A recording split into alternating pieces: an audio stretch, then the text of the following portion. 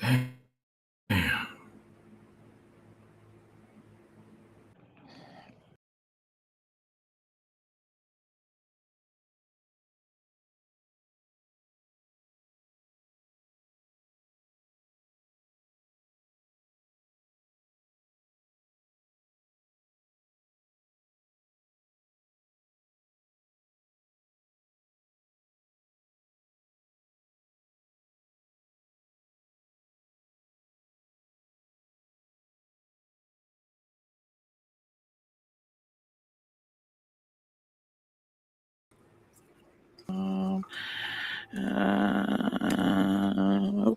Okay. We are back.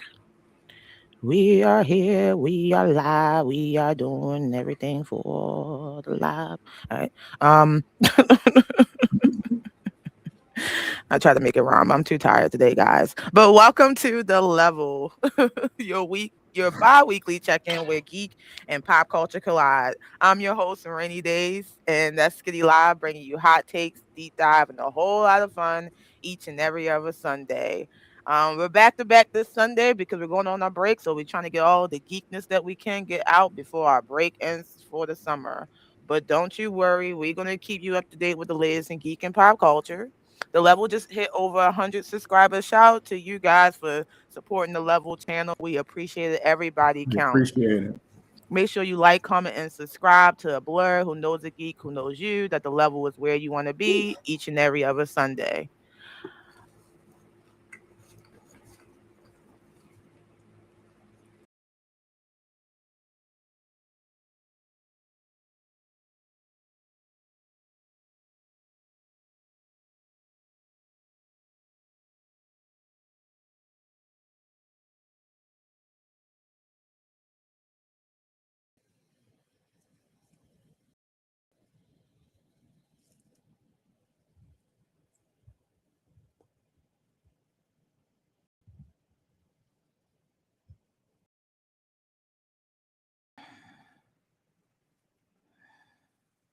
Testing, testing. All right, I think I am still live, but I lost Skitty, so sorry, guys. Uh,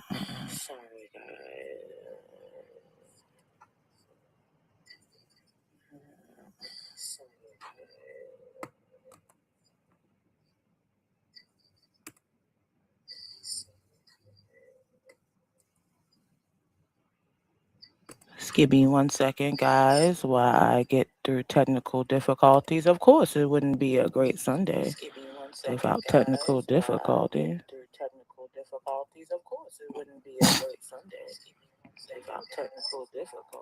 At least, yeah, I can hear you. The live is still live.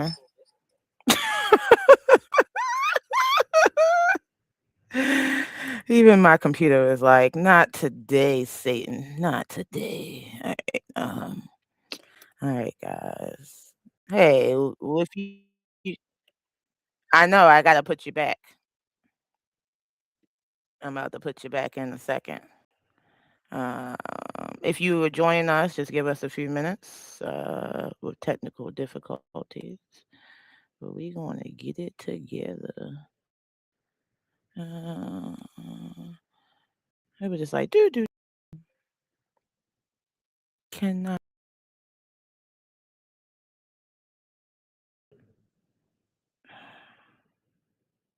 All right, where are you, Skitty? Let me move. Yeah, that's me. I know if I look crazy. All right. Uh, let me see.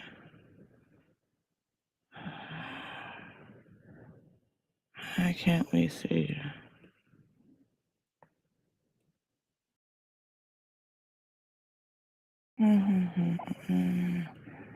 It's gonna make me. I think I might have to close it, open it back up. It's not. Oh, there you go.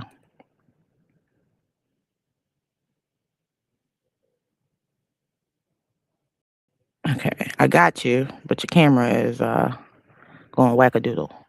But Yeah, my camera's on some other shit. it's back in stuck in 97. Um Yo, I don't even know. What I, what I'm hoping it's not is that whoever sold whatever company sold this shit because like I can't even return this bitch. Like I looked up my camera on Amazon where I got it from, and they're not there no more. oh man. Well, hopefully I cannot spell technical difficulties. That's not There how you you spell go. difficulties. That's Difficult practice. tools. Alrighty, let's try this again. All right. Welcome to the level where geek and pop culture collide. We're your hosts, Rainy Days, Skitty Difficult Live, tool. bringing you hot takes, deep dives, and a whole lot of fun each and every other Sunday. I don't know what's going on with autocorrect, but whatever, y'all know what I mean. But again, shout out to our now 110 subscribers. Thank you guys for joining us here at the community level. Each person help us grow, so we appreciate you giving us a reason to come back and talk to you about what we like to talk about, which is a bunch of geek and nerd shit. But before we get into today's topic, I'm let Skitty tell you guys what he's been doing, what he's been up to over the last week, and then we'll get into our icebreaker question of the day. Icebreaker level.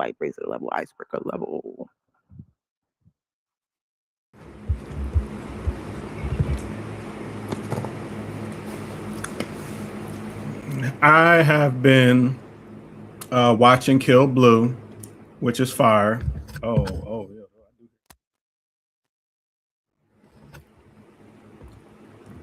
I hear them Jones. Here. They was like, they on Oh low. yeah. But I've been watching Kill Blue, Demons of the Shadow Realm, of course. I've also been now with games. Recently, I've been live streaming Prince of Persia: The Lost Crown. But I'm gonna be honest with y'all. That game is it's the second hardest Prince of Persia that I've ever played in my life. The first one being the hardest back in '87. So yeah, I'm definitely gonna be moving on to a different game. I mean, I will finish it, but I'll be like recording it rather than playing it live. But yeah, that's I'm done with that. Other than that,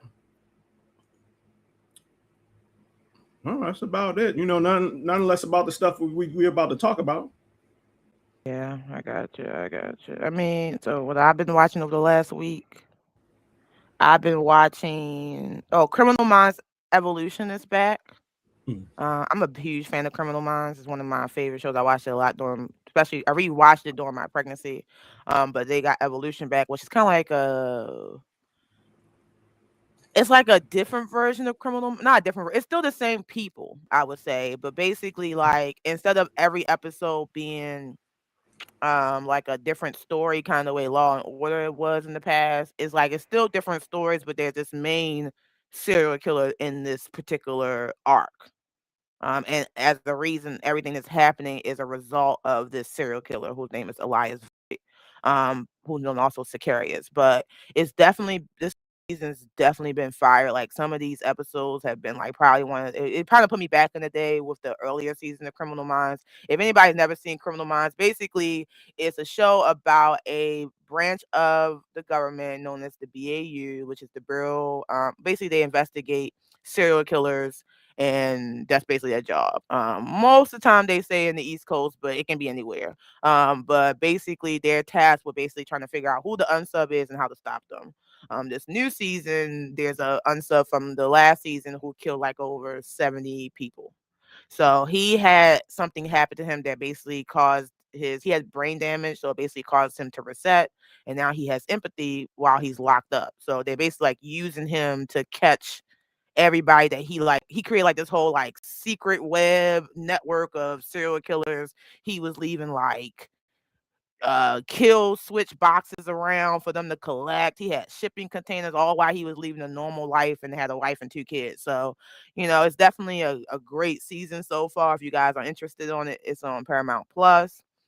Um, I've also been watching a show called Fatal Seduction. So after watching the show The Polygamist, which kind of took off on Netflix, it's basically a South African kind of like a soap opera, but with drama, with a little bit drama up to here. I've been into this one. This one is crazy. 3 seasons. What a ride! Wow, like wow. You're never gonna guess. I don't know what's cooking over there in South Africa. Can you hear me? Yeah. Oh, my bad. Can you hear me? You was muted. I happened Oh, to was look and see you go like this. my bad. My bad. I saw the trailer for that recently, and I was like, damn. I was like, is this because I know you was talking about it. You told me about it, and I was like, I saw the trailer, and I was like, dang, he really like, you know what I mean? Just okay, all right. I might check it out. I don't know. I might. You talking about The Polygamist? Yeah, yeah. Yeah, that ish was crazy. Like when you talk about full fuckboy mode, crazy. You're never, I guarantee if you watch it, you're never going to guess how it goes. Like every time you think you know what's going on or whatever he's doing, it's like how do you somebody he does each episode he does worse than the episode before. Like and these women are that's going crazy over him. I don't understand because he looked like basically Beetlejuice when his head was growing back. So I didn't understand what was going on. But I guess money and power and extreme pain makes the world go around because I don't get it. But yeah, it's definitely a fun watch. But yeah, that's kind of like what I've been watching. Obviously, like I said, the things we about to talk about. Also the Vampire Lestat already been renewed for another season. Man, talk about I haven't felt like this about vampire lore since watching the originals. Like it's really hard to get good vampire lore, and shout out to AMC because this season, Chef's Kiss. And it's only like 3 episodes in, and I'm already gonna claim it. Chef Kiss. Last season was already fire. Like if you guys never seen Interview with the Vampire, the new live, well not live action, new TV series based on the book, which is based on the movie, or based on the movie, which is based on the book. Correction. Make sure you check it out. It's a great show. Really great show. I might have to get AMC again. I might have to get it again because I think I watched up to the beginning of like season 3. I think because it was when Claudia started coming out. So you haven't seen the end of it. No. You don't know what happened to Claudia. Well, I mean, eventually, if you read the book and you've seen the Yeah. old movie, you know what happens to Claudia. But like, I haven't seen, I haven't seen the new rendition of what happens to Claudia. So, You probably cry, especially as a dad. You're probably going like based on what they did in the movie and what they did in the book. It was lightweight. Like this was like a perfect death scene. Like, everything that I don't want to spoil it for you, but everything that transpired leads up to her death, and even the new season where you see a version of Claudia again, it was like it was like watching a story that was telling a play that was telling the story that was telling the show. Like it was just so well laid out. Like like it was like that. Like you're watching this movie, I mean the show the whole time, but they're putting on the play and you don't know the play is actually the plot. And you're like, what the and then when you get to the point, you're like, what the fuck? And you're gonna cry, and then they're gonna go back and tell it from Lestat point of view, and then you're even gonna be more like, what the fuck by the time you get to the end of the season. All right, there's only very few emotional scenes that have made me tear up. So I'm gonna call you But on I it. guarantee it. Wait till you watch it. You're gonna be like, yo, It was, like of course, it was of course, welcome to Derry, Richie. The other one, I ain't going front, and it still fucks with me. Uh, hold the door, hold the door. God, that still fucks with me. So all right, I'm gonna watch that. I'm gonna get it again. I'm gonna get AMC. So yeah, I'm definitely gonna check that out. I'm gonna what hold you to it. else? Okay. I'ma stamp it. You gonna come back, I'll be like, oh, why you ain't tell me? I was like, I ain't want to I'm spoil it gonna for be you, like, but oh my god. yeah, you're literally cool. Like your mouth is gonna if whoever watches it, you or anybody else, your mouth is gonna be like this.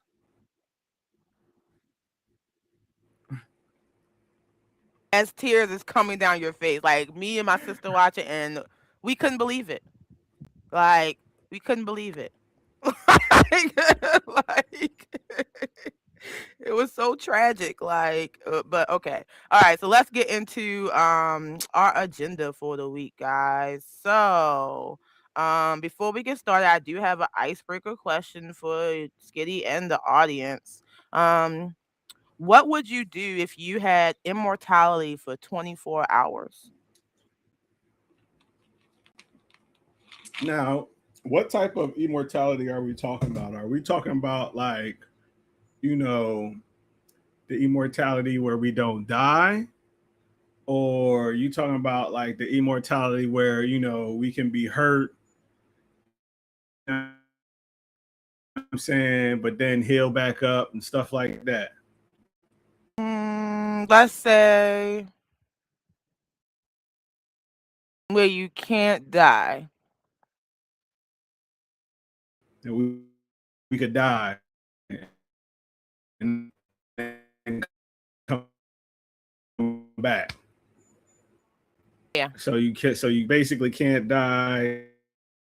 I'm saying, you just somebody stabbed you, you like, oh, gotcha type situation. I mean, if it was like that, I'm not gonna lie.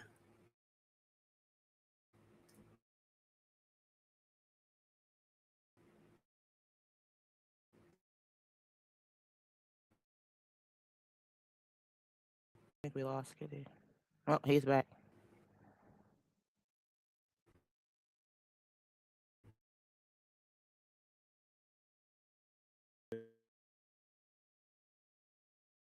If you can hear me, Skitty, I can't hear you.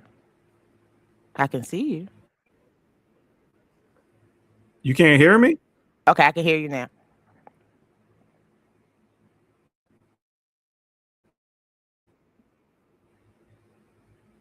Can you hear me? Oh man. And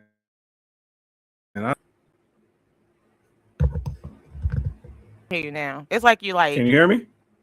breaking up. Oh, that must be my so butt here. It's like your connection with the ow, ow, ow. That's how you sound.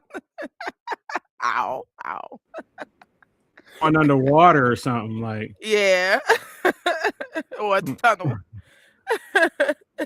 Like I'm getting digitized. Like I'm going Yeah, into the like you been matrix or you something. being uploaded. All right, but go ahead and re-say your answer. But nah, I was saying like if I would be like on the mask type time, like I'd be like sort of a hero, anti-hero type situation, because I'm definitely gonna hit up a corrupt bank and steal the money. Like it's not even I'm a corrupt bank. You know what I'm saying? Whichever one it is, I'm gonna hit up, you know, and then boom. That's it. I mean, That's it. if I could do it, You know what I mean? I Set would. explosives. Go ahead. No, I say if I could do it, I would totally be Batman. But it's okay. Um, like this is my moment. I know Batman not immortal, but hey, I ain't Batman regular on a regular day, but this is my moment. I'm putting on the cowl.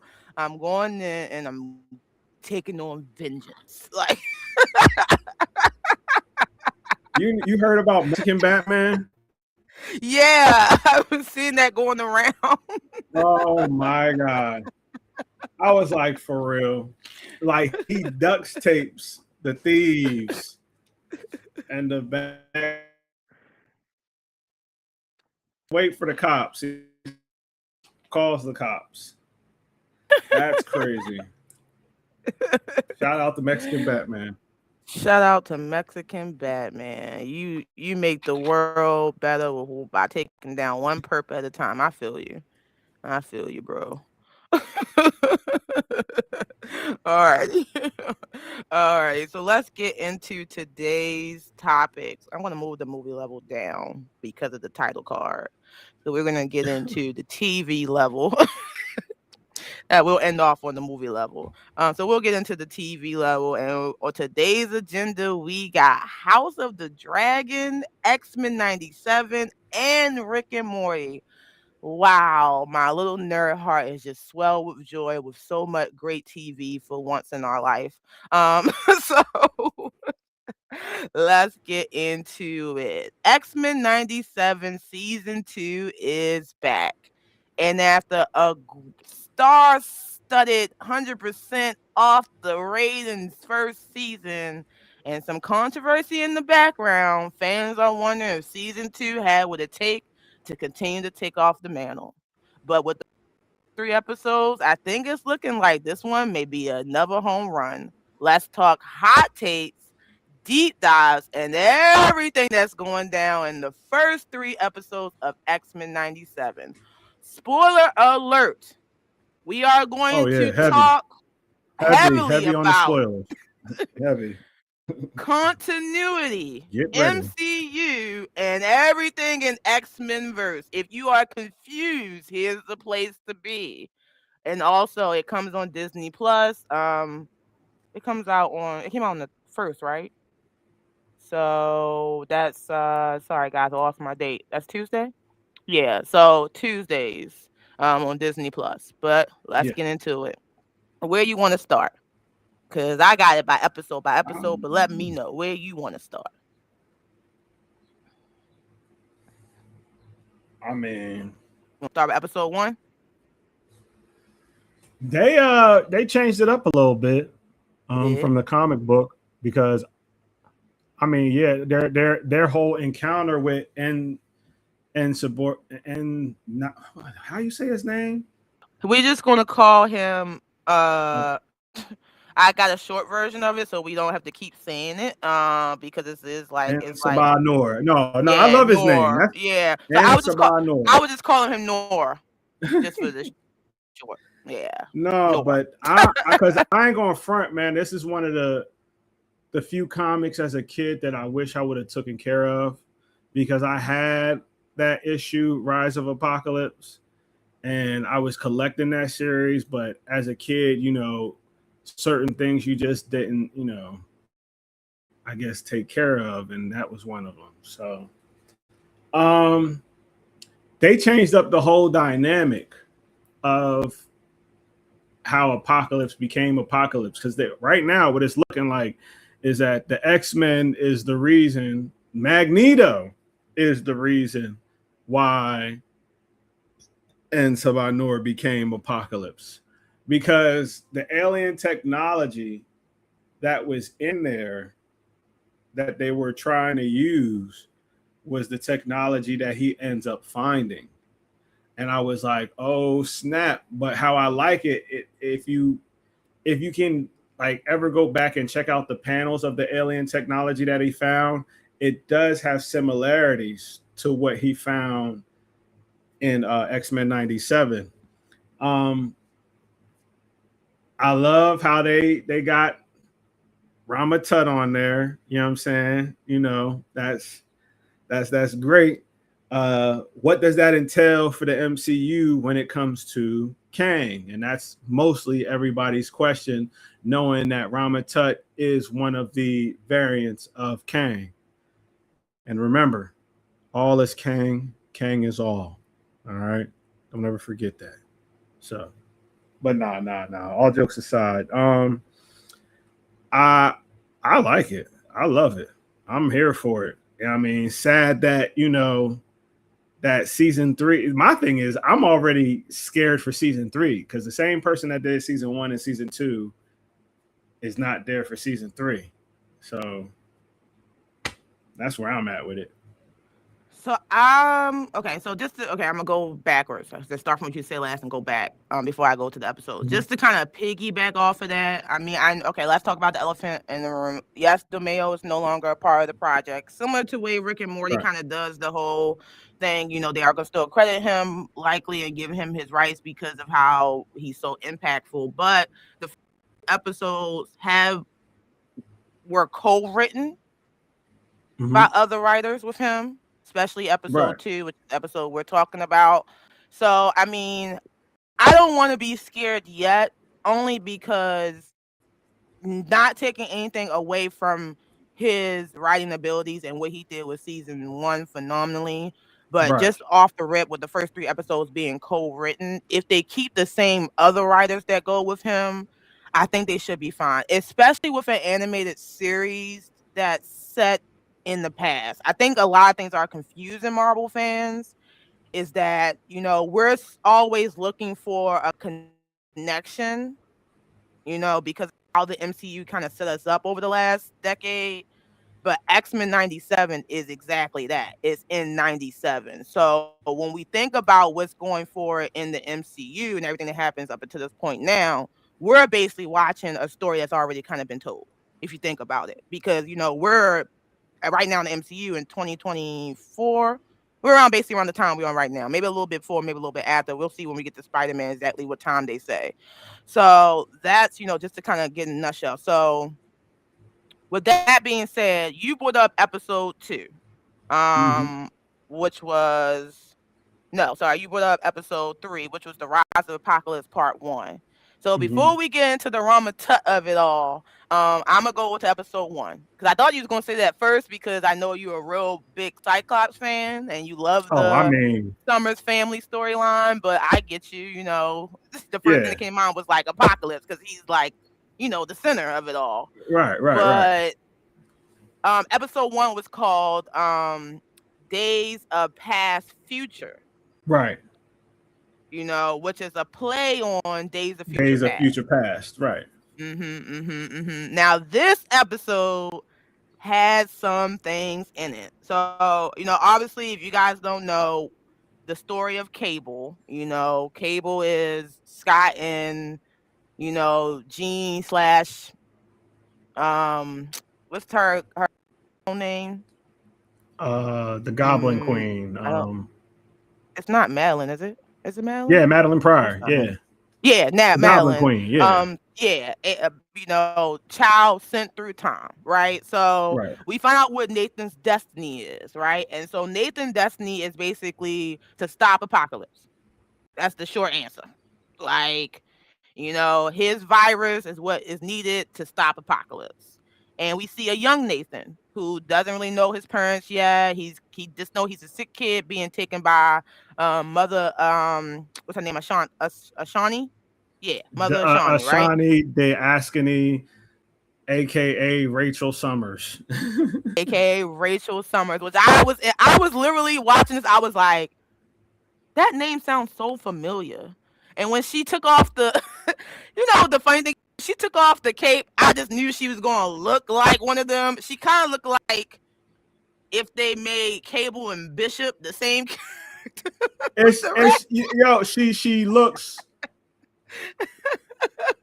She looks like her mom, Yeah, but you can tell there's a difference. You know what I'm saying? You can yeah, tell there's a difference in her looks.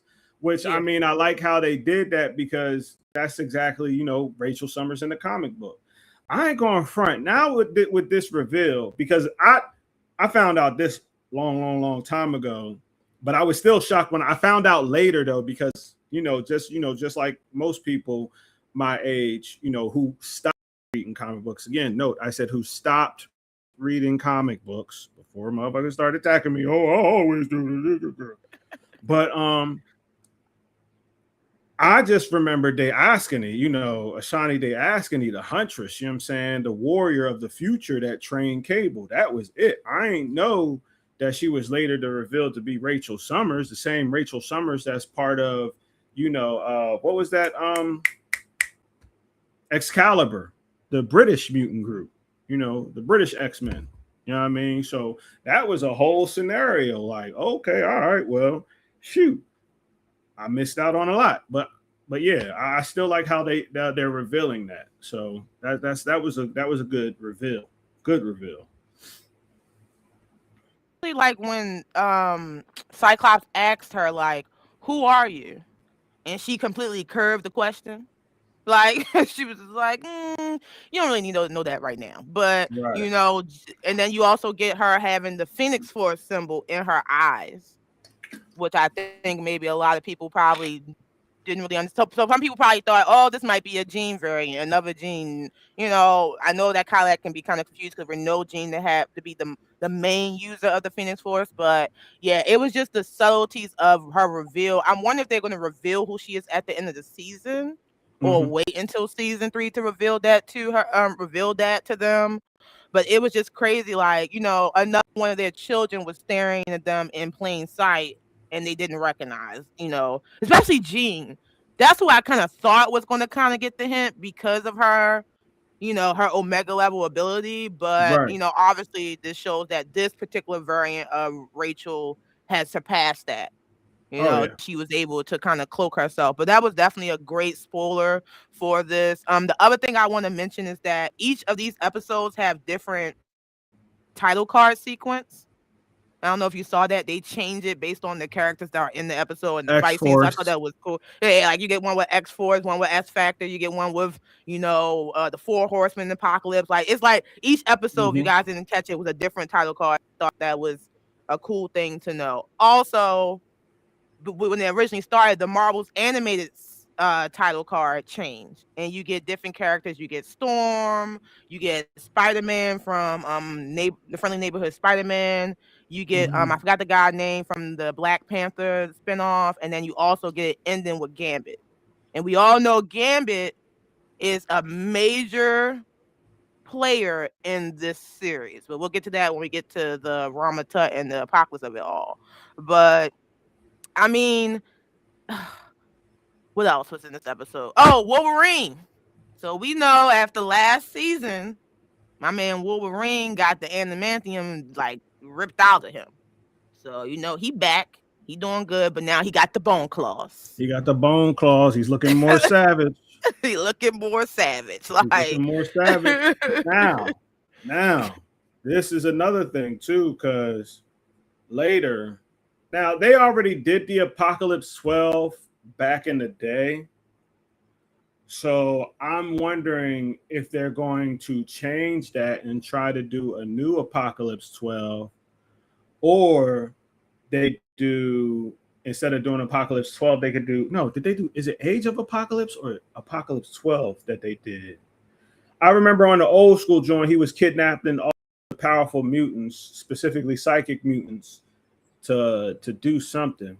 On the comic book, he was trying to get a new body, and he ended up merging with Cyclops because he was trying to get Nate Gray, greatest X-Man alive. It's like, nah, let me stop. But he I'm wondering if they're doing that because in the comics in Apocalypse 12, Wolverine went missing for a minute.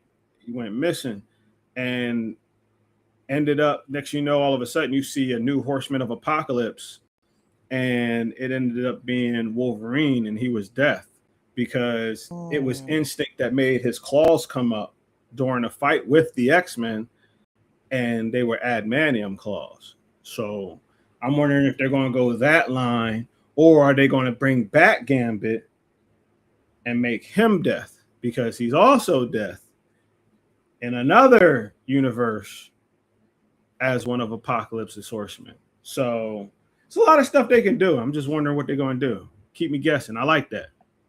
Yeah, definitely. And I definitely agree. Obviously I would say they're probably gonna leave it would just make it would be a real curveball if they decide to go with Wolverine. I think Gambit is probably the likely option only because of how they set up the Easter egg, especially with the first season ending with him picking up Gambit's playing card in the ashes, Apocalypse, and I and there's also other nods to Gambit in these first 3 episodes, which, like I said, we'll get to when we get to the Apocalypse episode. But yeah, I definitely think that is where we're going to go to. That will probably be one.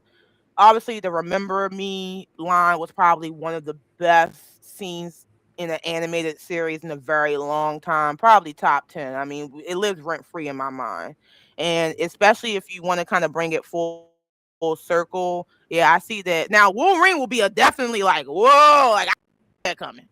Like I'd be like, oh, I so mean, all it's this time something. we thought it was this, and now it's like, whoa, like sorry, If go ahead. if you see if you see him disappearing, if he goes missing, that's when you'll know it, because that's what happened.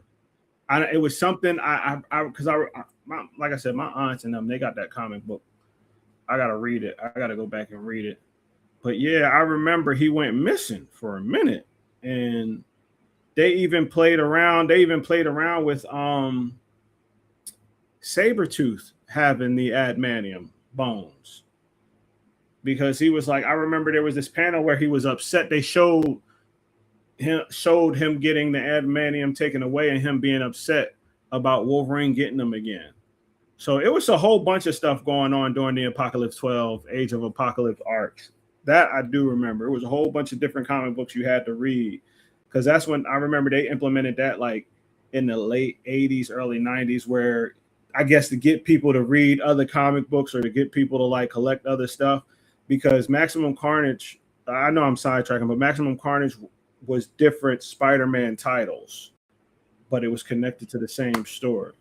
So yeah, but back on X-Men '97. Again, I mean, you don't know. It's looking like Gambit, but again, they could flip the script on people real easy. I know that much.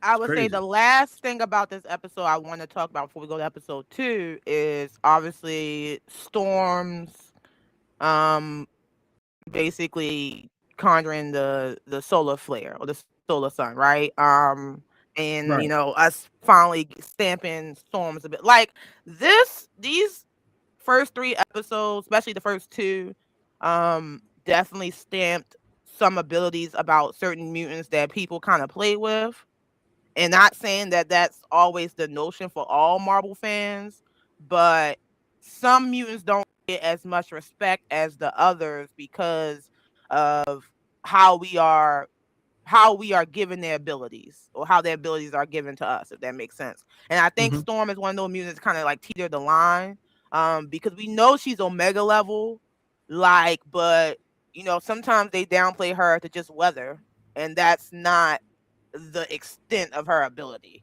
Like she Yeah, can't just make it rain or sunny when she wants to. Like she really like that. And I like how they gave her that moment to show people like I'm really like that. Like we I mean could have she was used her hesitant these last herself. couple of days. The fuck? For Like real. we needed the rain, bitch. Like What? she ain't never What? turned that solar flare off. That's what happened. She turned it on and never What, turned it off. man? I am telling you. You talk about heat. Sheesh. But I agree. I agree. And I think it goes beyond just, uh stuff like that. And I think that's like female heroes, female heroines in general.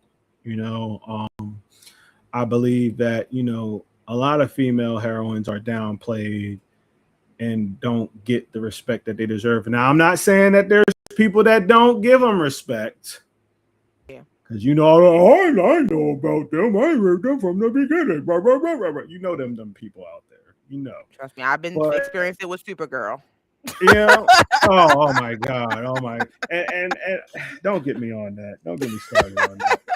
Like, people ask for something new, people ask for something different. They got it and didn't expect it to be like that.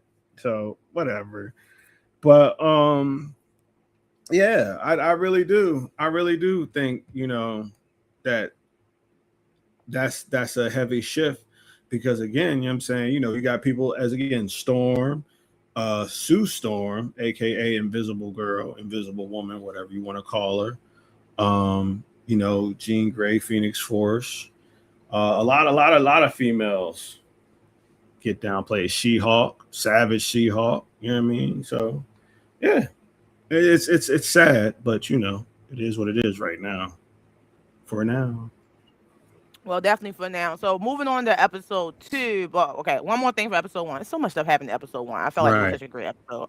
But the other thing is we also introduced the ship, which is the sentient ship that Apocalypse, uses to basically take over the world. And another spoiler is ship is created by a celestial. um So, it's a sentient ship. Ship pairs itself with, Cable. Later on gets to Apocalypse. But it's a reason why I said that because when we get to the third episode, we hear from that quote unquote said celestial. But let's get to episode 2. Episode 2, speaking of female characters that are rock star, episode 2 was the episode that Jubilee showed everybody to stop hating on my girl. That Man, she showed that on season 1. She showed that Future Jubilee was the shit, yo. And people need to stop. People need to stop, yo. Just stop. Just stop. But like Rain said, stop with the hate. I put respect on Jubilee's name when I saw Future Jubilee. I was dead stop. Just like motherfuckers showed Cyclops respect on episode 1. Right, something about those Scots, but back to Jubilee. All I'm saying is that all I'm saying is that, you know what I'm saying, put some respect on. Again, since season 1 for me, I wasn't a Jubilee doubter. It's just that I never seen her powers to the extent of what she could do with them. About, flying, like making a disc flying on her light that she creates, which is crazy. And the only time I ever seen something like that was on this game called Infamous, and the Second Son, where the girl had the power to light, and and then she had her DLC game, which was called Blacklight or something, Infamous Blacklight or something like that. But that's the only time you ever see that type of power get used in that type of fashion. But then seeing the first season of fucking X-Men 97 when Future Jubilee was showing, little Jubilee what to do with her powers, that shit was wild. And then Jubilee over there putting on the soundtrack, clearing out agents. Not when she put on them headphones, I was like, she is activated. When Cable was like, what's the dude, Sunspot? That's his name, right? Her boyfriend. When she was like, we gotta go save Jubilee, Cable was like, what makes you believe she needs to be saving? And that was the end of the conversation. Like she did that thing where she used her feet and she projected off the wall. And I was like, come on, Jubilee, let's go. I was like, when she called Havoc a team, what she called him, a bootleg Cyclops. Timu, I was like, I wish she would say Timu, but they can't remind us it's 97. It's 97. She was like, you bootleg Cyclops. I rolled on the floor. Put some respect on Alex Summers' name, though. You know what I'm saying? But nah, that shit was funny as hell. Yeah, so I didn't mention, guys, this episode was called A Force to Be Reckoned With, in case you didn't know. But like Skitty said, we also get introduction to X Factor. So X Factor is an immune organization controlled by the governments to capture other mutants. They're basically the Timu X-Men. They're the rejected. Hold up. He even says we're the good guys. Hold up. I wouldn't say Timu X-Men, but I would say government official X-Men type shit, where X-Men works Okay. above the government. Amazon Prime You know what I'm X-Men. saying? They work for the government. Kind of like the Justice Society compared to the Justice League. You know what I'm saying? You wouldn't call the Justice Society bootleg Justice League, Timu I Justice League. mean, they could be the Shein Justice That League. shit, the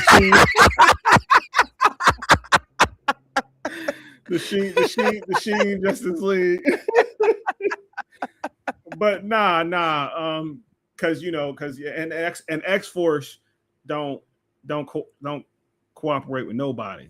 They Nah. just do what they do. Like, They you know what I'm gives no saying? fucks. Like they got love for X-Men. They got a little bit of love. They got a little bit less love for X Factor, but they don't give a fuck about government, nothing. You fucking up mutants, they there. So And it was so like you might blah, blah, blah, blah. I'm so excited I can't even talk. But it was so I love X-Men. X-Men is my favorite. X-Men is the reason why I got into comic books. So that's why I'm like geeked out right now. So excuse me guys. But but we got so many mutant introductions this episode. Like it was just hard to they were just coming out.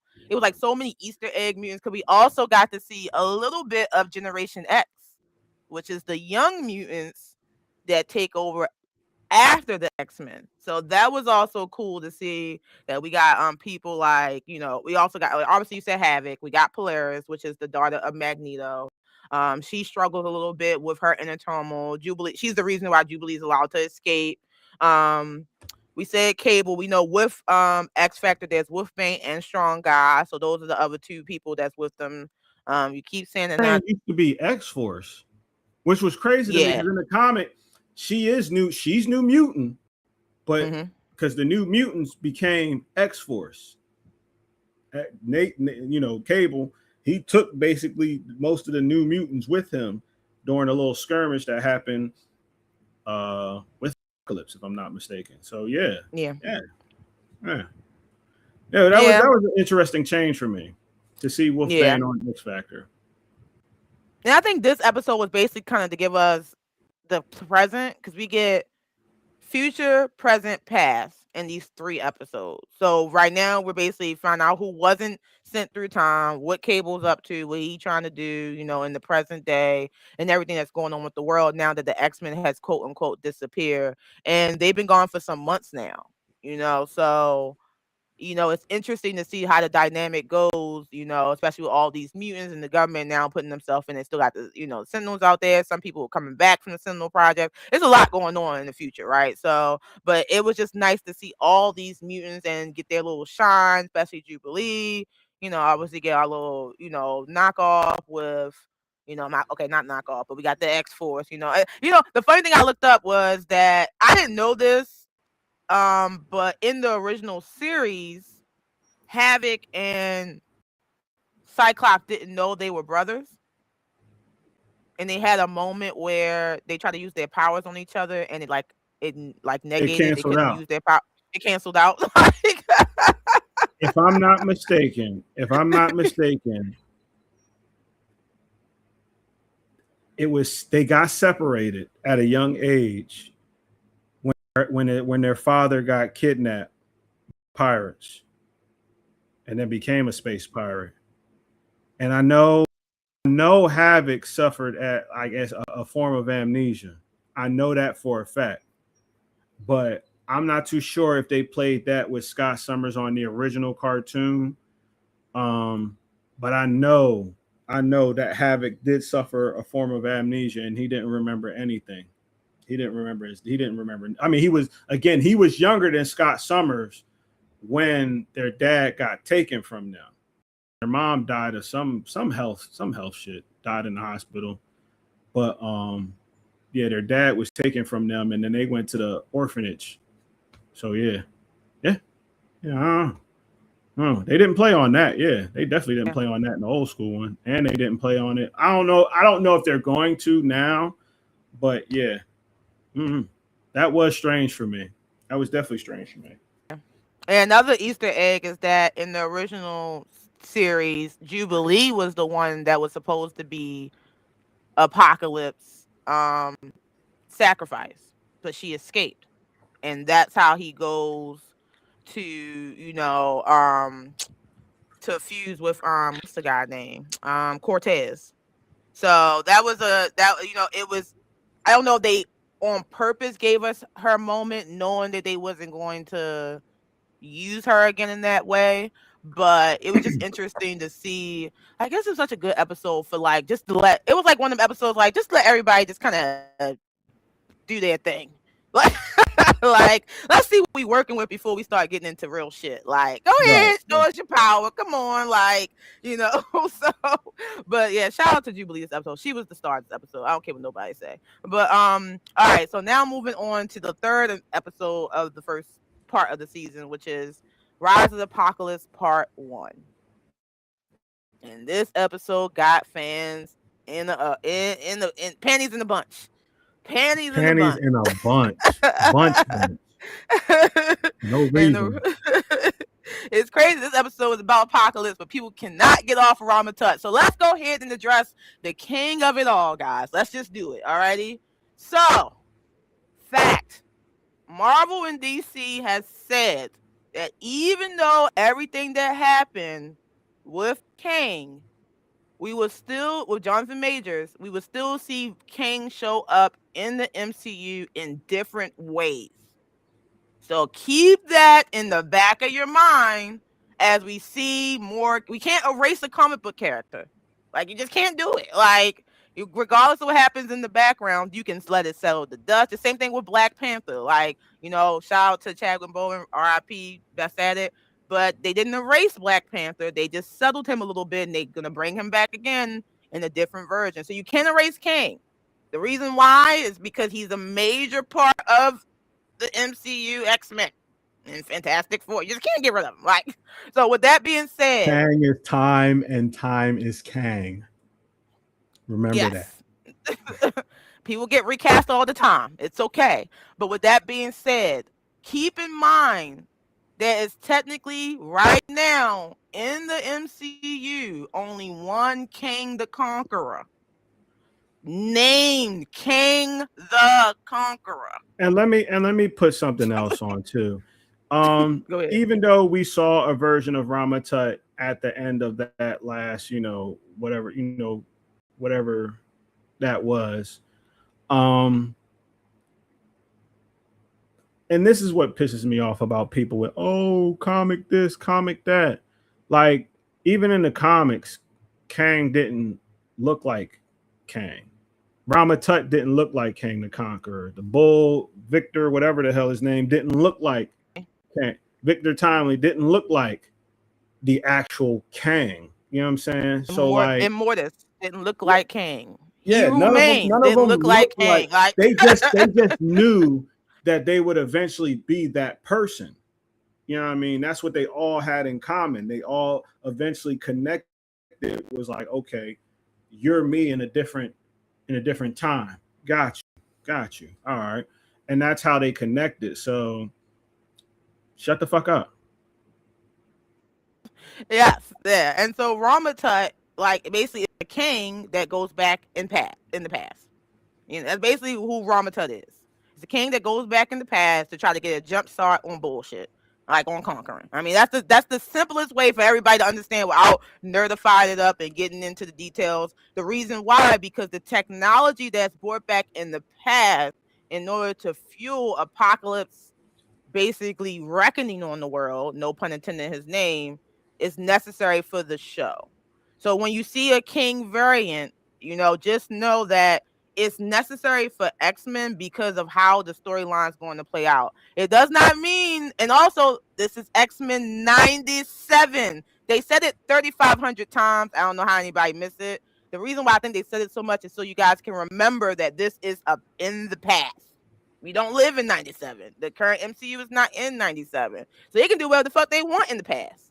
They can say whatever they want and do whatever they want because it will eventually be retcon or redone by the God of Stories, which is Loki. So just get over Ramatut. Ramatut was so necessary for this episode to fuel Nor, aka Apocalypse, motivation to get shipped and get his power. I loved it. I loved it, right? So, um, with that being said, when we are introduced to Ramatut, we're also introduced to External, aka Kandra. Now, this is what I was saying earlier. Why I think they're gonna go to his Gambit, because we know Kandra has, had runs in the past with Gambit. Mm-hmm. So that's why I think, and now that we know we need a fourth horseman of death, because he only got 3 in the opening title scenes. Yeah, I definitely think it's gonna lead to Gambit. But I mean, I'm gonna ask you this. I'm gonna ask you this, Skitty. Why Charles let Magneto talk to that man? Like, who thought that was a good idea? Who thought Magneto was the one they needed to send to go talk to Apocalypse? I'm just trying to. I get They why. probably would have never found that technology. They probably would have never found that technology. Ramatut probably would have killed his ass. You know what I'm saying? He was like, "We gotta stop. We gotta stop Apocalypse here and now, so he gonna take kill the world. Don't worry, I got you. Yeah, you want to be a god among insects? He's like, no, no, we can mold him. I'm like, shut the fuck up. And I'm glad they kind of kept true to his beginning nature, because he didn't really get the thinking until he encountered that alien technology, because he was still kind of a barbarian, like the sandstormers. That's how Mm-hmm. they acted. They wasn't, they wasn't nice. And again, the leader, he said it, what other people saw, I saw Oh, greatness, because he knew that Apocalypse, and Sabanor was going to be great. He knew that he was going, be that dude. Um, so yeah, so now this is when, and then he gonna shave his hair. Did you see? All right, this is what caught me with the book. When I saw Apocalypse with hair, like, he didn't have just regular hair. He had the flowing. I'm a son of Egypt. Long he had the fucking. scorpion. He had the Scorpion King. You know what I'm saying? Nah, he had better than the Scorpion King. That was real. You know what I'm saying? That was no wig, no plastic coming out. You know what I'm saying? He was smooth. And yeah, this is but after that, after he got a hold of that alien technology, he started taking his place. Um, spoiler, obviously you're gonna see it later. He's gonna shave off his head and start wrecking shop. So get ready for it. Sorry. And the other thing I would say, I know we keep talking about the Gambit of all, but the other interesting thing is that obviously Rogue is with this particular group, you know, in the past. So Mhm. obviously the way they were split was intentional by Mother Shawnee. She sent a certain group in the past to stop Apocalypse from becoming Apocalypse, and then a certain group in the future to stop whatever he's doing from basically being concrete. So it's interesting that, of all the people she could have split, she obviously sent Rogue in the past, which is why I think we're also going to get Gambit, because if you want to send someone in the past to stop a particular horseman, obviously you would do it with the person that loved him the most, or that would probably be the most effective, for getting his character. Like, because also she was the one who brought Archangel back. Remember, she drained him of his powers, which basically shook him out of the trance, and that's how they got Archangel on his side. So, Mhm. it's two things to Rogue that's important. Obviously, her ability, and then the fact that her connection with Gambit, which I think is going to ultimately lead to Gambit coming back. But, yeah, I mean, it was just a lot. I mean, obviously, Magneto tried. If no one understands rage, it's definitely Magneto. I mean, he had a, fucked up life. So, I mean, sometimes the things he do is justified. But we also get, so Charles does this thing that he swear he never is going to do. We see it done earlier by Psylocke, but he basically forcefully incepts the mind of Logos, who is basically the right hand man of Ramatut.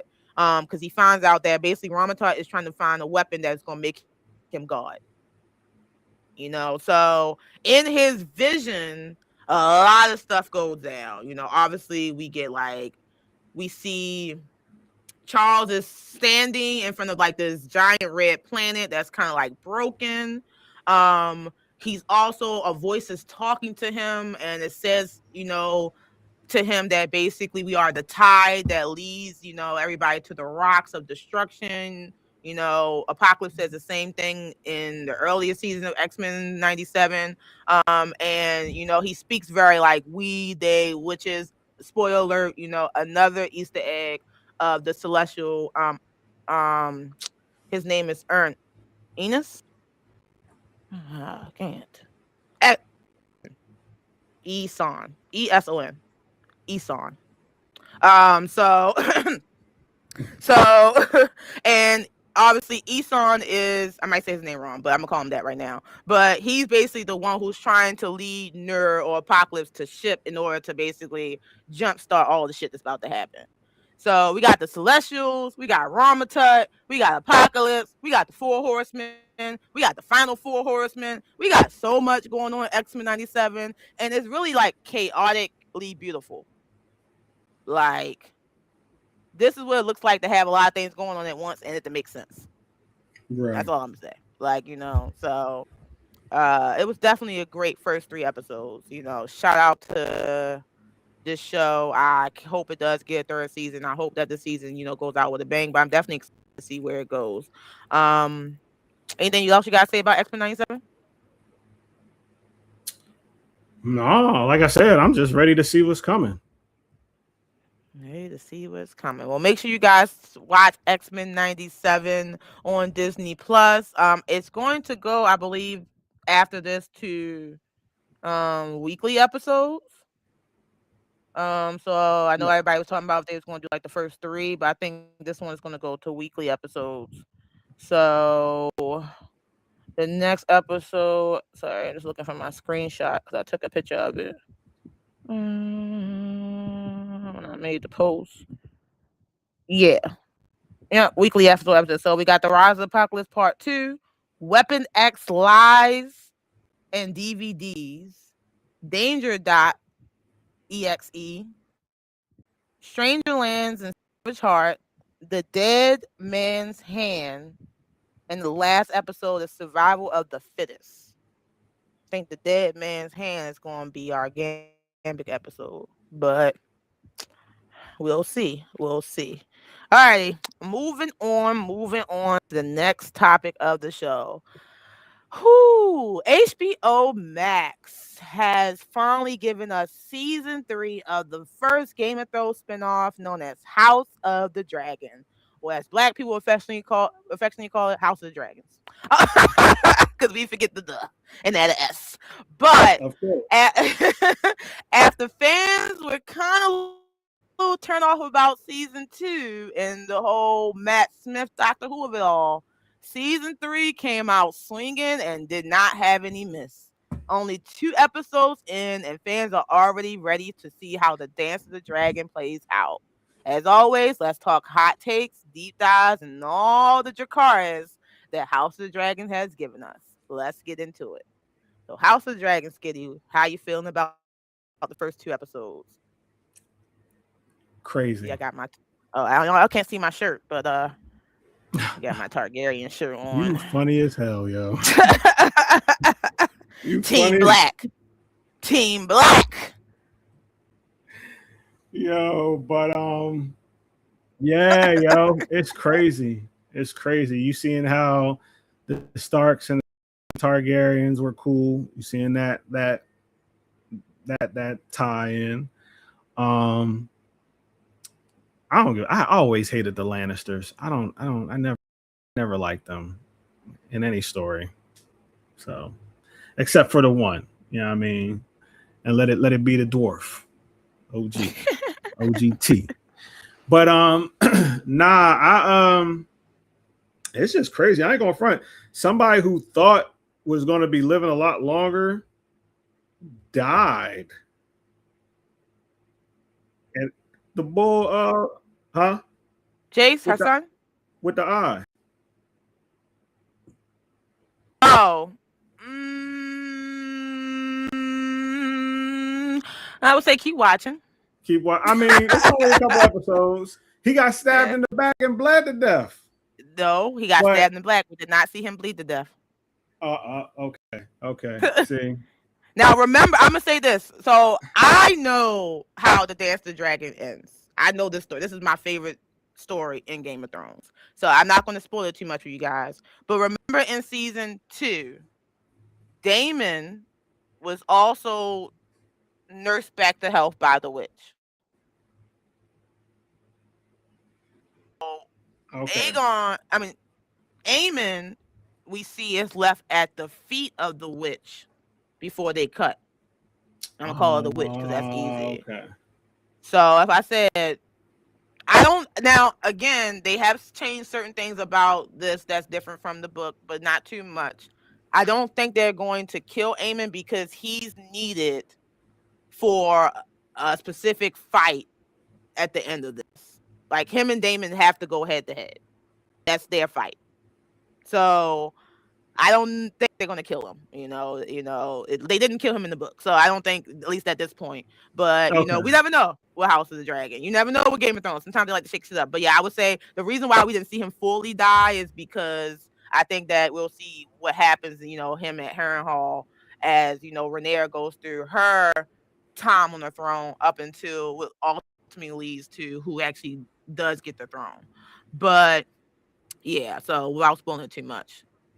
Okay, so the first episode was the Battle of the Gullet, right? So they came out kicking. That battle was amazing. It was so great. Like I was so happy. They needed this. Like when old boy, the bastard, what's his name? Adam. Yeah. When he kicked old girl ass, I was like, get her. He gave her the work in that water. Yo. It was one of those things you was happy to see somebody get killed. You know what I'm saying? It was like, get that bitch. Get that bitch. Get that bitch. Yeah. But I ain't going front, yo. What's her name? Rhaena need to control her fucking dragon. Cause Sheep Stealer gives no fucks at all. He doesn't care.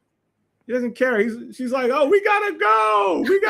He's like, first we gonna eat this burnt lamb, this burnt sheep that I just stole. You know my name. You know my right. Here we go. Toss it. She ate that shit though. She was hungry as fuck. She was. For real. He left her ass. He left her ass on that mountain. But yeah, yo, she need to learn how to control her dragon because that cost them. I mean, they won that battle, but it cost them more than it would have if the dragon wouldn't have showed up. You know what I mean? Like, it was crazy. And I was cheering the young bull on. You said Jace, right? Jace. I was cheering the young bull on, but he fucked up. And when his dragon got hit the first time, it was like, oh yeah, I was like, oh yeah, he's about to die. I was like, his dragon got hit the first time, and he got freed. He should have left. That would have been it for me. Oh no, you got shot in the neck, baby. We gotta go. You know what I'm saying? I'd have been out. But he let his pride get to him and thought that he was, ready for whatever. And then they end up getting him the second time. I was like, yeah, after that second time, it was a wrap. And it was too low for her to try to get him. You know what I'm saying? And I was like, man, why he ain't swimming to a boat with his flag? He just, you know what I'm saying? But again, this is like his first battle. You know what I mean? They also really didn't give him a chance to, they was already on it. As soon as he fell, he got the water. They was like, arrow. Ping. Yeah, that was it. That's why I was like, wow. As soon as he got up on the water, that was it. That was a wrap. But yeah, I was like, dang. But then I started thinking, why he ain't do this? Why he ain't do that? I was like, yeah, this is man's first battle. So it's a wrap. This game over. But yeah, I already knew she was going to go crazy. And there was something you said. I'm sorry. I'm so sorry. There was something you said on social media. And you was like how old girl needs a Oscar for the performance of I meant Emmy. I just screenshot it, guys. Sorry, Emmy. And they was going to. It's supposed to be an Emmy. Sorry. Emmy, whatever. Yeah, and she then needs also an award. She needs an award not for she. that. Huh? Oh, It's they, not she. I got social media be going in. I mean, I just it is what it is. But I oh, always heard the that's pie. But how that's how your. they identify. Yeah, Emma Darcy. Oh, okay. All right. Well, I mean, I get you. how they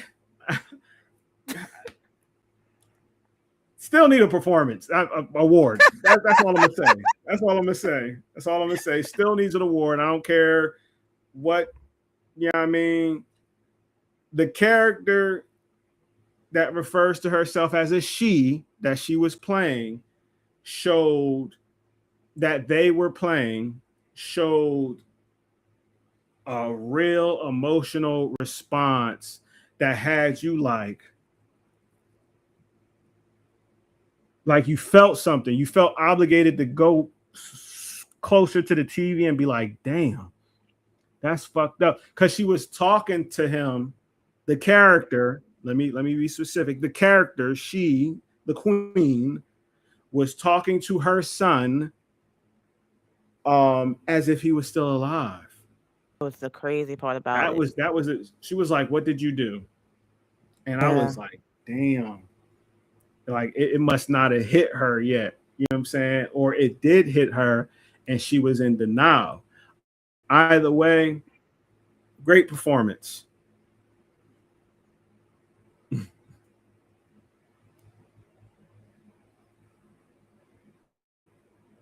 Okay. So I was going to say.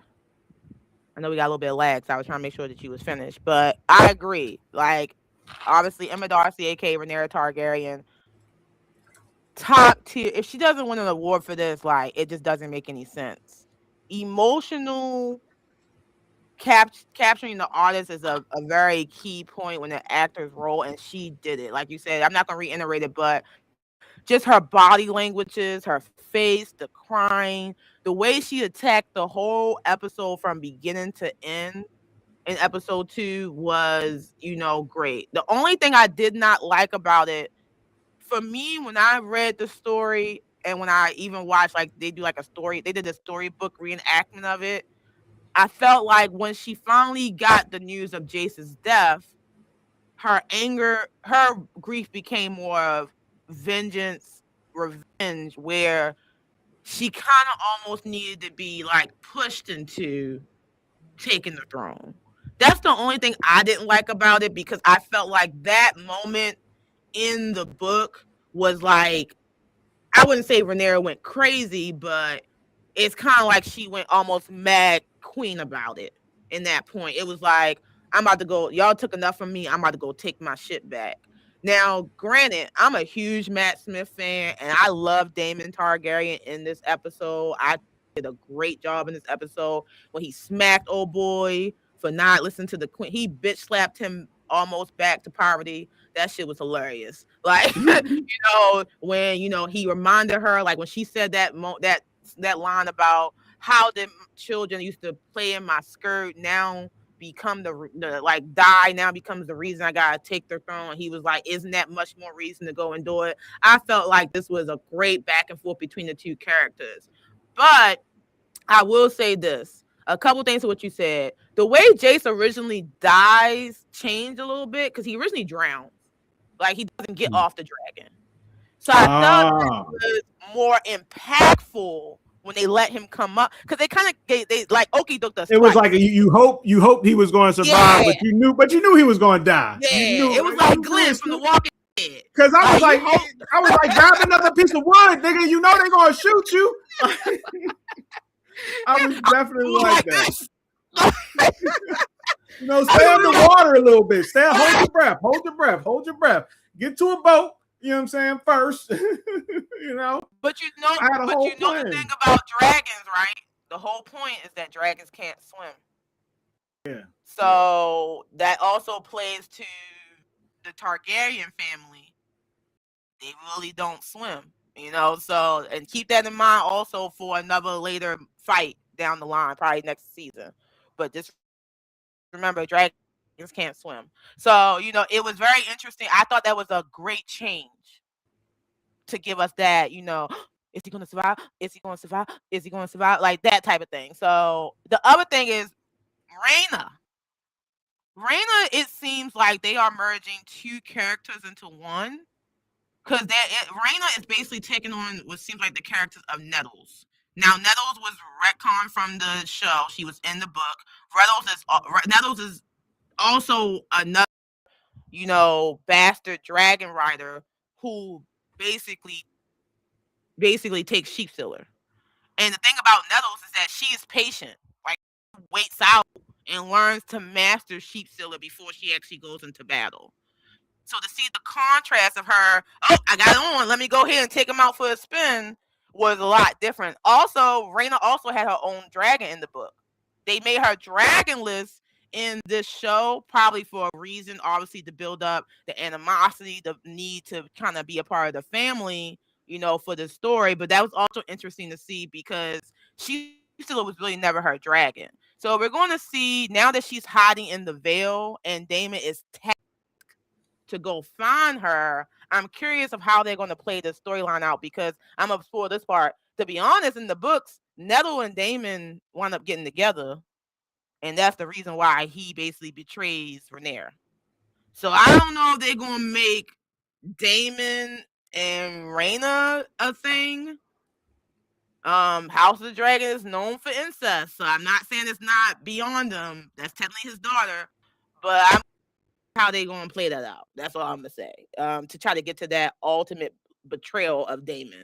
So, the spoiler for that one. But, so that's the other thing. A lot of people are like, oh, you're going too hard on Rain. I'm not going hard enough. Because she was given one simple job. Go protect those 3 dragon eggs that we need in the future. If she would have did her job, all the dragons wouldn't be dead. But she had it easy. She had the dog. She could have looked good. She could have not been out there looking like Tyrone looking for dragons. Like, I don't know what y'all want from me. I don't care for the character. I'm mad they messed this character up because they were both 2 great characters and now they've been forced into bullshit. All right, that's my rant. So, it's like if you try to clone something and it come out like, that's not the right clone. Let's try it again. So that's all I got to say about that. But yeah, so with House of the Dragons, I guess it's only 2 episodes in, right? Yeah, so yeah, it's still more to go. Still more to go. So definitely. So let me ask you this question: do you feel like Rhaenyra taking Otto Hightower was justified? Fuck that nigga. He was the one that started the shit. He was the one that started the shit. Let's be real. I mean, old girl might feel some type way. You know what I'm saying? But if it wasn't for her dad pushing her onto the king, none of this shit would have been going on. That's very true. None of this shit would have been going on. So he also the one who convinced her to usurp the throne. Convince her and Aegon to go do it. Like so. He was a constellation prize. Fuck that nigga. You know what I mean? Because Aegon out there running for his life. He out there being Duncan Egg of old Master of the Foot. Fuck that nigga. When she swung her sword and she hit him in the back. Oh, yo, I was like, damn, yo. I was like, damn. And I mean, it was because she felt some type way too. Yeah, I mean, like, you got to think about it. Regardless of what went down, he was still like a father to her too. You know what I'm saying? Because they were best friends when they were little girls. You know what I'm saying? And he was the hand of the king. So it was a lot of variations that play on that. Yeah. But and that was the other thing that they changed, like, because their relationship, Rhaenyra and Alicent relationship is a lot more prominent in the show than it was in the books because, like I said, Rhaenyra ain't give a fuck. At one point, she did not give a fuck in the book. Mm. It was up and it was stuck. There was no, oh, I'm afraid. It was, you're dead. Like, let me go sit on my throne as it runs with blood. Like, that's how I'm it gonna kind of burn like, you alive. yeah, like that's basically how it played out. Like, so that's why I'm saying, like, it's obviously Emma Darcy does a great job with the emotional bandwidth throughout the whole episode, even as she kind of like timbers and struggles her way to the throne to sit. And then she turns around and reveals that Allison is standing right there watching her father, headless on the ground. But I mean, this is what you caused. I don't feel bad for Allison at all. At all. I mean, at all. Like, so it's just, a means to the end, when it comes to this. So it's definitely a good start. Definitely a great start to House of the Dragon. Any Oh other yeah. thing about House of the Dragon you want to say? Um,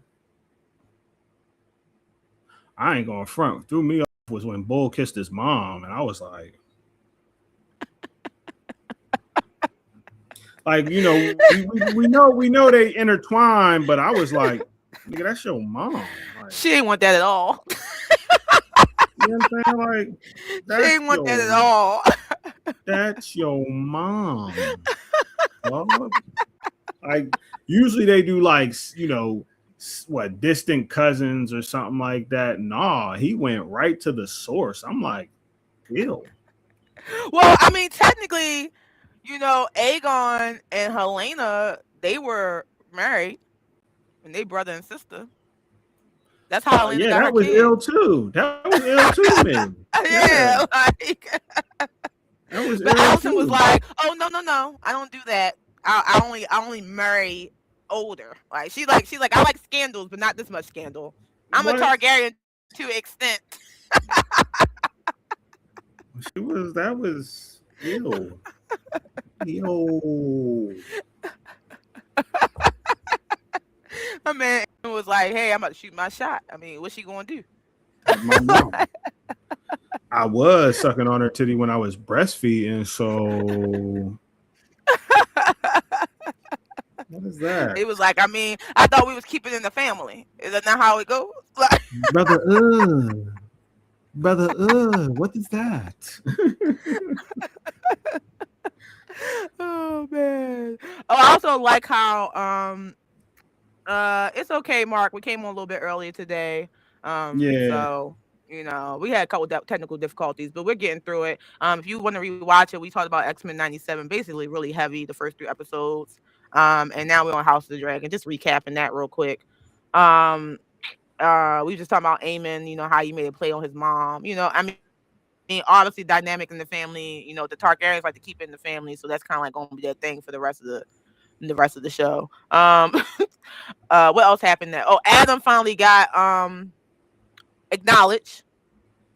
They found Corvus. He finally acknowledged him Yeah. as his son, which is good. Gave him his name, so that's definitely good. Had a nice little family reunion on the beach while everybody else was going to shit. But hey, let's make sure we get out the way. But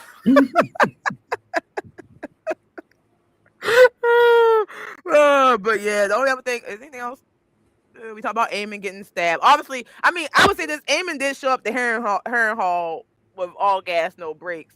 He Yeah. burned all them people to the crisp. And then killed the other bulls. They was in there having lunch like they ain't hear them being terrorized outside. He gonna try to I was talk them like, down. he was like, "What do you want?" And then Bull was, sure. To say this, not to kind of spoil it, but what I said earlier about Aemon and the witch. Notice how the witch has similarities to Allison. Yeah. Yeah, I noticed that. So Yeah. keep that in mind for how their relationship unfolds. So if they're gonna go that way, because that's how they went in the books, but we'll see. So yeah, House of the Dragons. So it comes on tonight at 9 o'clock on HBO Max, 9 p.m. Eastern time. You can Google the other times if you want your time zone. But episode 3 drops tonight. So I'm hoping they keep the momentum. I'm hoping they keep I hope they keep it this way. I traditionally with Game of Thrones, the later episodes are normally the peaks. But I like being up this high because I feel like even if it ends a little bit low, it's not bad because the way the story needs to be told, it's going to be periods of lowness, but it's a reason for that. So, just everybody keep looking out for the Easter eggs. Pay attention to all the characters, I would say, because every character is on up to some shit. Everyone. That's what I'm going to say. They all up to something. Read the comments. Eamon got Achilles. Eamon was on his Anton sugar shit. He went there for fun. Oh, he wasn't there for fun. Okay. Yeah, yeah. Eamon don't play. My man Eamon is, yeah, he cuckoo for Cocoa Puffs. I'm gonna tell y'all that right now. But remember, Eamon is the anagram for Damon. So yeah, moving on. Our next topic is Rick and Morty. Blah, blah, blah, blah, blah, blah. Rick and Morty season 9 is back. And we are up to episode 9, I believe, but we're only going to talk the first 3 episodes. If you guys aren't aware that Rick and Morty this season is finally showing on HBO Max and Hulu as of June 15th. It started on, Adult Swim, but now we got it for everybody to see when they wanted to see to get caught up. But let's talk about Rick and Morty season 3 and the possible movie coming to us soon. So, first 3 episodes. Go ahead, Skitty. I know you want to talk about episode 1, so I'm gonna let you have the floor. What? And y'all know he gonna find a way to break out. That's not even debatable. You already know my boy is gonna find it. One of the greatest villains to ever hit the screen. Definitely gonna find a way to break out. That fight scene was crazy too. That shit was wild, yo. Especially him teleport. Shoot. I was like, oh, evil Morty is that. But the fact that he built a whole bunker just in case evil Morty decided to show up, that was wild. That was definitely wild, yeah. But episode 2 was sad. Like, yeah. I felt bad. Like, it was like one of them episodes where you were like, damn, yo, like, what episode, right? Yeah, Vacation Rick. I was like, damn, yo. And then 3, back to the regular shenanigans, some craziness over nothing. You know what I mean? How they fought kung fu with science, which was wild. That was wild. They definitely referenced Kill Bill with the 5-point finger punch death, whatever the fuck it's called, where if you take 5 steps, you take more than 5 steps, your heart explodes. And yeah, Rick was basically testing that theory, and started walking backwards throughout the whole episode to the point where he built a machine that went backwards the whole episode. And then Morty and the martial arts master that, mind you, that Rick got in a little tipsy with, he ended up teaching Morty martial arts, but then Morty does like the slightest thing and he gives him the 5-finger death punch, and Morty's walking backwards the whole episode. So he builds suits for the both. Nobody puts that on my booba. My booba. So that was definitely those 3 episodes definitely were. I love the well, first of all, back to the first one. The fact that evil Morty and Rick were still keeping in contact with each other because evil Morty has something that could destroy all of their selves in one fell swoop was crazy. And Rick already knew what type Tommy was on because he was like, he's not going to do it because he's not killing himself. Like, you know what I mean? But I wonder if it's because, like, even though evil Morty wanted to be alone all this time, he wanted to just be by himself. Do you think that he misses his Rick? Yeah, you know what I'm saying? Definitely. Like, most definitely. You think they might play on that? Yeah, because I feel like they're gonna kind of do what they did with uh Clone Beth, Space Beth.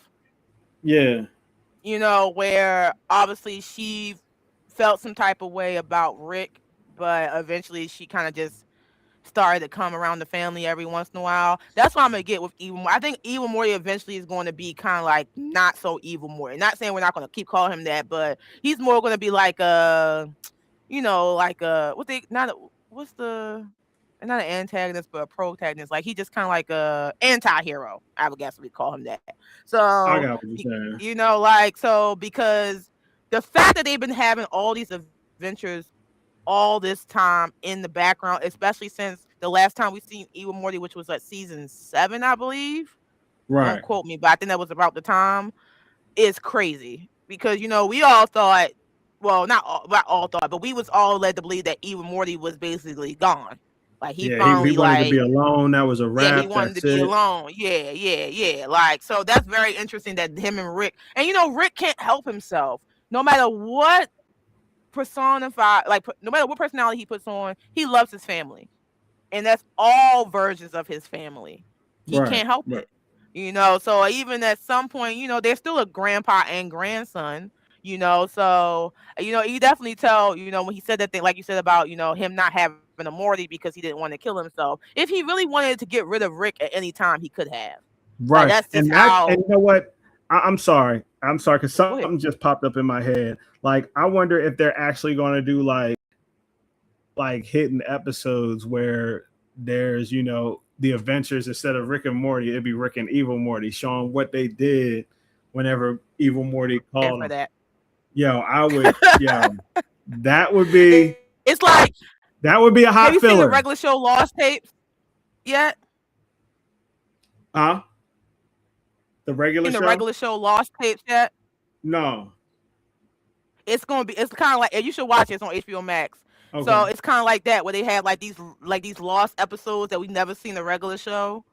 Like it's pretty good. I mean, my fiance started watching it, but it's gonna be. I will be here for like kind of like you said, like a not even like a. It don't have to be like a spinoff. It could be like a mini season. Or like Right. like a limited season, like and it's like the title card come out and it'll say Rick and it'll say Morty and then it'll be like an evil gets caught. That would be hard. Hope y'all hear that, Disney. We said it first. Don't No, steal our idea. yeah. Adult Swim. Adult I Swim. mean, You Adult heard Swim it. might be Disney. Adult You Swim. heard it. You heard it here. Heard it here, folks. Shit. But that would be awesome. I would be here for that. I definitely would be here for that. But yeah, man, I was so happy to see Evil. I mean, cause they also doing the president spinoff. Mm-hmm. So and they showed the trailer for that. That looked pretty good and pretty funny. So I'm here for that. I also watch Solar Opposites, so I'm here for all the Rick and Morty spinoffs they can possibly give us. So give us more for sure. But okay, sorry, I got offside. I got off track. Nah, we good. But we definitely But gotta. I'm on cut time. I gotta go all the way to yeah, Delaware. yeah. I got you. I got you. Anything else about Rick and Morty you want to talk about? Um, I ain't going front. Like I said before, I'm waiting for Rick. I'm waiting for Evil Morty to escape. I'm off rip. I'm waiting for that. I'm waiting. 9 times out of 10, he probably going to escape when he's like taking over the prison, or he probably took over the prison already. Like it's so much shit that I got in my mind about Evil Morty because he's the fucking boss. So yeah, keep cooking, writers of Rick and Morty. Love what you're doing. How many seasons is this? 9? Yeah. 9 seasons. How far are they willing to go? I mean, I ain't gonna. technically, they got 12. They were they were renewed for 10 back when it was season. They were basically giving up to 10 seasons back when it was season, I think 3 or 4. And then at the end Mhm. of last season, they added 2 more seasons in the movie. So we at least got 12 in the movie coming for Rick and Morty. And then we got that anime too, Yeah. which I ain't going front. That was kind of, it was lackluster a It was little like bit. a side quest. It was a beautiful anime. I like the Yeah. design and I like the idea of the story, but it didn't feel. It felt less funny than it usually does. So Rick and Morty of it. Yeah, yeah, I felt like it wasn't as Rick and Morty as I. It was more anime than it was Rick and yeah. Morty. If That's y'all what kind of yeah, understand. that's why it was like an Yeah, anime story. It was yeah, again, it was a great yeah. story, but it just didn't. You expect to get a couple of giggles out of that. You know what I'm saying? So Yep, yep, yep. Alrighty. Well, make sure you guys check out Rick and Morty. It comes on Sunday at 11 p.m. on Adult Swim, but it also streams on Mondays on Hulu slash Disney slash HBO Max slash on demand if you have it. So moving on to our last topic for the day before we get into the wrap up level. Or do you want me to save that? Want me to save the movie? um, yeah, let's just yeah, let's write. Yeah. Wrap it up. All Let's right, we're gonna save the because movie. we can talk about the other movie too, Okay. Love Hurts, because you Yeah. ain't see that yet. Yeah, and also I want to see Obsession. Have you seen that? I want to see that too. I want to see All that right, too. cool, cool. All right, So we'll yeah, save it. but All yeah, right, so Love Hurts, and love, Obsession. yep, Yeah. and They Will Kill Us Um, will be our next kill you. but Or our next. oh, see my camera. You stop it. You was doing good all. Let's not go there. Announcement. Word on the street. Ryan Coogler's The X-Files has wrapped filming. Pilot episode. So I'm definitely looking forward to seeing that. And that's another thing. That was one thing I wanted to touch on. Ryan Coogler has not left Disney. He just does not exclusively make TV shows for Disney. His contract is outside of that. People were like, "Oh, Ryan's leaving Disney." Nah, he ain't leaving that Disney bag. Nah. Nah, my camera was like, "All right, that's it." Uh, There we go. Love Hurts with a short round. We're going to talk about Love Hurts next week, Mark. Love Hurts, They Will Kill You, and And Obsession. Obsession. Yeah, So just I'm make gonna sure see it. you Yeah, I'm gonna see it. but yeah, so yeah, oh yeah, Ryan Coogler. I mean, yeah, obviously, everything going on with his deal in the background. Netflix got people scared and spook. I mean, at the end of the day, he going to go where the money goes, and I more power to him because he deserves it. He He getting deserves to that be bag. treated right He getting that and full bag. creative, As long as they reign. let him, and the thing is that as long as they, like you said, as long as they letting him do what it do, he's getting that bag. He's getting that Netflix bag, Disney bag. Whoever wants to help him with his project, he's going to get that bag. So Yep. What else we got? One Punch season 3 has wrapped production. Shout yeah, out to One Punch. I'm not One Punch. One Piece. One Say One Punch. Piece, One One Piece. Piece. Sorry, guys. One Piece season 3 live action has wrapped production. Listen to One Piece Avatar. But so we'll get season 3 You know next what? I can year. agree to that. I can agree to that. It is a better live action than that. We do not talk about the Warren Bossing today. I'm just because they obviously didn't. But okay. The other thing is there has been a Batman cast rumor going around that has yet to be debunked by James Gunn as of yet. But I wouldn't get to after the whole thing with Sebastian Stan. I'm just waiting until James Gunn say out his mouth. But Tom Brittany has been heavily rumored and fan cast to be Batman. So we're gonna see where that goes. I don't really know his projects too well, but will I be excited to see a new person play Batman? I wouldn't be. I would not be opposed to it as long as they do Batman right. The same way I felt about all the other Batmans. And remember, they don't just got to do Batman; they got to do Bruce Wayne right Bruce too. Wayne, right? So. Yes, you are right. They have to do both because that is always the hard thing to be with two characters at once. Nemesis season 2 has been renewed. Confirmed. I haven't even seen the first one. I didn't like it, but a lot of people did. So if you guys are a fan of shows like Power and Raising King and stuff like that, that you might enjoy it. It wasn't bad, but I felt like it was something Tyler Perry could have did. So when you check it out, you'll understand where I'm coming from. But hey, everybody's happy now. It's got so much, great great reviews that it got season 2. What else? Oh, One Piece Heroines announced. So One Piece announced a new anime. It's coming to Crunchyroll this summer.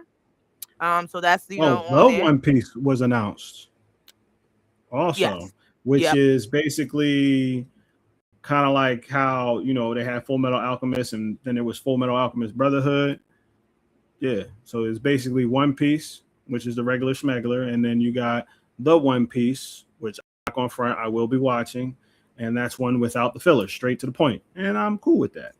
So yeah, I think I'm gonna check that out too, so I can try to all figure right, out exactly what the hype is. Alrighty. Well, you got to go, right? yeah, So go ahead. You can go ahead and log off. I'll just finish the you sure other you wrap good? up. Yeah, it's only like three more. All right, love, Yep. peace, and chicken grease, everybody, and in the words of the great Chris Brown, deuces. Deuces. Just a few more things on the wrap up level, guys. I might say this one for Skitty, but he'll watch it later. Mortal Kombat 2 makes history with official Rotten Tomato rating standing at an 87% on Rotten Tomatoes. So it wasn't big as a flop as Skitty wanted it to be. We also got Vampire Lestat, as I stated earlier, was renewed for another season. And Solo Leveling movie has been announced beyond the system. All my Soul Leveling fans out there, get excited. We got some content coming back, and I cannot wait. And the last thing is that there is a Mr. Terrific TV show in the works. In the world of the DCU, where all the Supergirl and Superman exist, after such a great pouring into the Mr. Terrific character, we're going to get a spinoff. Remember, this month we have Spider-Man Brand New Day coming out July 31st. Make sure you get your tickets. Make sure you secure your seats. And then next month, we got Lanterns coming from the DCU verse. That's all I have for the wrap up level, where we check in with the latest in geek and pop culture. Again, my name is Rainy Days, and that was Skitty Live. And make sure you like, comment, subscribe to the level, and tell a nerd that this is where you want to be each and every Sunday. And as always, until next level, we out.